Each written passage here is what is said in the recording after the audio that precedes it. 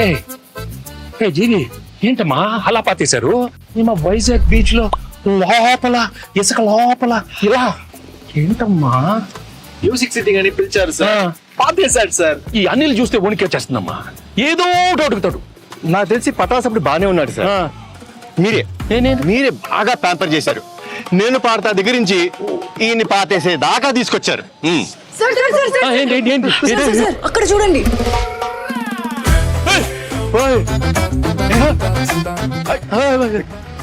అనిల్ ఏంటి అనిల్ ఈ కత్తి? కత్తి లాంటి ప్రమోషన్ చేస్తున్నానని ఫ్యాన్స్ నా చేతిలో కత్తి పెట్టి ఈ తలపాగా పెట్టి కాన్సెప్ట్ కింగ్ అని ఒక బిరుదు ఇచ్చారు సార్. కానీ ఈ కత్తి చూడగానే ముహూర్తం రోజు ఒక కత్తి లాంటి ఒక వైరల్ ఐడియా చేయాలన్నది. కానీ ఎన్ని ఎన్ని ఎన్ని ఐడియాలు నేనే ఇవ్వాలి? ఒక ఐడియా మీరు ఇవ్వచ్చు కదా. కత్తి లాంటి ఐడియా ఇస్తానమ్మా. అప్పుడు కత్తి మీ చేతిలో ఉండాలి sir. Can I know that idea sir? I'm very curious. All the best. You want ideas? Yes, nice idea.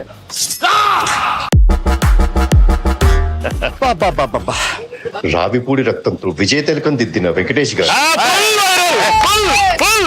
ఎలా ఉంది అనిల్? వైరల్ ఫీవర్ వచ్చాను నేను బయలుదేరి. ఆగమ్మా నీళ్ళు. ఈ సినిమాలో ఇంకో హీరో ఉన్నాడు, మరి నాతో తిలకం పెట్టించుకోవాలి. వీర తిలకం అమ్మాయిలు కదా పెట్టాలి. ఇద్దర్లో ఒక్కరు పెట్టండి ప్లీజ్. ఇద్దరం పెడతాం.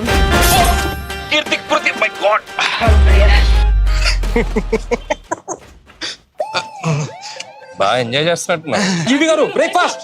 వద్దురా, నా కడుపు నిండిపోయింది. ఎంత రాయలసీమ బ్యాక్ డ్రాప్ అయితే మాత్రం మరీ అంత రక్తపాతం అవసరమా? మనది ఫ్యామిలీ బ్యాక్ డ్రాప్ ప్లీజ్.